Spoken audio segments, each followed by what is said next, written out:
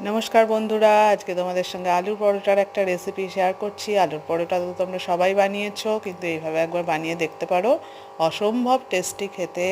আজকে খেয়ে আমি নিজেই মুগ্ধ হয়ে গেছি।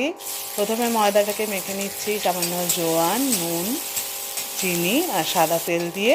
তারপরে আলুটা সেদ্ধ করে নিয়ে কড়াইতে সর্ষে তেলের মধ্যে পেঁয়াজ কুচি, লঙ্কা কুচি, সেদ্ধ করা আলুটা দিচ্ছি। তার মধ্যে নুন, ভাজা মশলার গুঁড়ো, জিরের গুঁড়ো দিয়ে মেখে নিয়ে তারপর মধ্যে কিছুটা ধনেপাতা কুচি দিয়ে দিলাম। এবার মেখে রাখা ময়দা থেকে কিছুটা কিছুটা করে লেচি নিয়ে তার মধ্যে আলুর পুর ভরে একটু মোটা রেখে বেলে নিলাম। তারপরে আর কিছুই না, সাদা তেল দিয়ে পরোটাগুলো ভেজে নিলাম আর এটাকে সার্ভ করলাম মেয়োনিজ আর টমেটো সস দিয়ে, সঙ্গে একটু স্যালাডও দিয়েছিলাম। অসম্ভব টেস্টি খেতে। একবার অবশ্যই দেখবে আর কমেন্ট করে জানাবে কেমন লাগলো। Tata, bye bye.